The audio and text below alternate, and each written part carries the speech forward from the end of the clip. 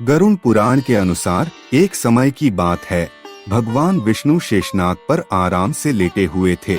उसी समय गरुड़ देव प्रभु के दर्शन के लिए आए और आकर प्रणाम अवस्था में उनके पास खड़े हो गए। सूरज की किरणें भी धीरे धीरे आकाश को रोशन कर रही थी।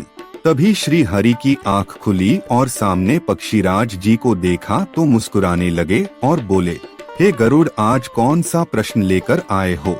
तब पक्षीराज जी बोले, हे मेरे प्रभु, आपसे क्या छुपा है? इस संसार में आप तो भली भांति जानते हो कि मेरे मन में क्या चल रहा है। हे भगवान, एक सवाल है, इंसान की दिनचर्या कैसी होनी चाहिए? क्या हमें हमेशा अपनी दिनचर्या को किसी विशेष ढंग से रखना चाहिए या फिर जैसे चलता है वैसे ही? भगवान विष्णु हंसते हुए बोले, गरुड़, दिनचर्या तो एक साधारण इंसान के जीवन का सबसे महत्वपूर्ण हिस्सा होती है। जैसे तुम्हें उड़ते समय सही दिशा का ध्यान रखना पड़ता है, वैसे ही इंसान को अपनी दिनचर्या में संतुलन बनाए रखना चाहिए।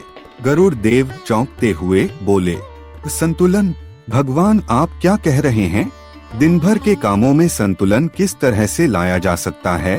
भगवान विष्णु बताते हैं, देखो गरुड़, अगर दिन की शुरुआत सही तरीके से हो तो बाकी दिन अपने आप सही दिशा में चला जाता है।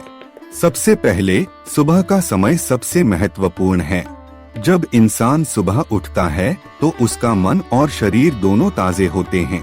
स्नानादि प्रतिदिनम शरीरस्य शुद्धिकरण उदय सूर्य शांति च भविष्य निर्वाणं च।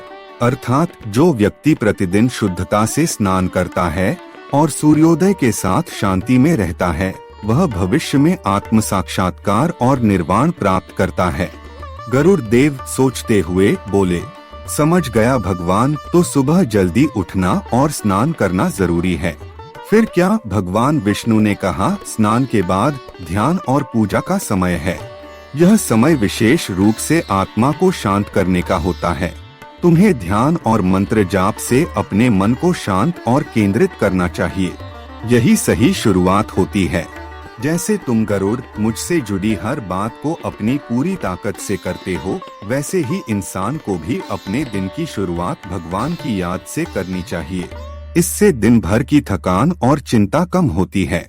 गरुड़ देव बात को समझते हुए बोले, हाँ भगवान, समझ गया।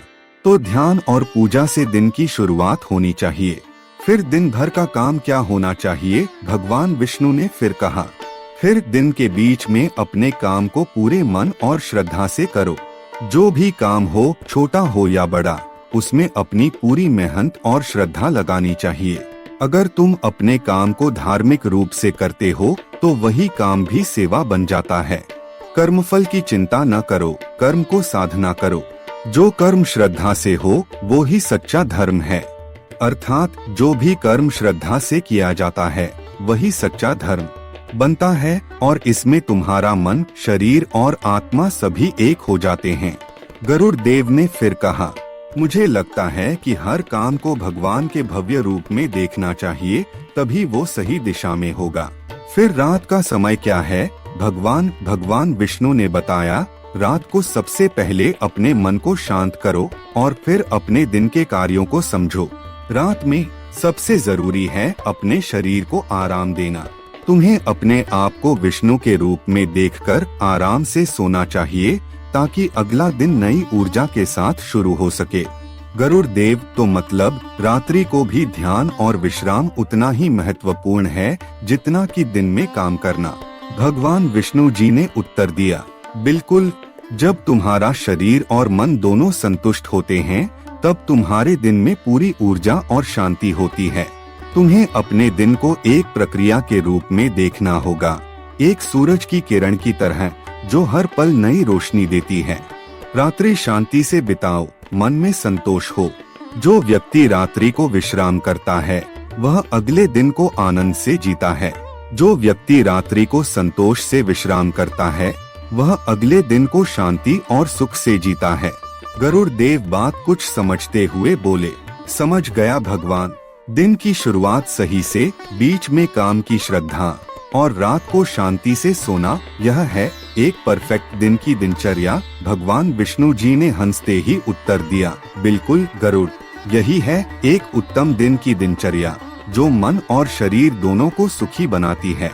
तो मेरे प्रिय मित्रों, भगवान श्री विष्णु जी और पक्षीराज गरुड़ देव के संवाद में हमने जाना कि मनुष्य की सही दिनचर्या कैसी होनी चाहिए। वीडियो के अंत में एक आपको जरूरी बात बताना चाहता हूँ कि हमने यह आध्यात्मिक गुरुवर नाम से चैनल बनाया है, जिसका मकसद सनातन और आध्यात्म का प्रचार प्रसार करना है और हमारे हिंदू धर्म की हर प्रकार से रक्षा करना तथा सटीक जानकारी प्रदान करना है। अतः आप लोगों से मेरा दंडवत निवेदन है कि इस आध्यात्मिक गुरुवर चैनल को सब्सक्राइब करके ज्यादा से ज्यादा सपोर्ट करें और सनातन के प्रचार में सहयोग करें। धन्यवाद।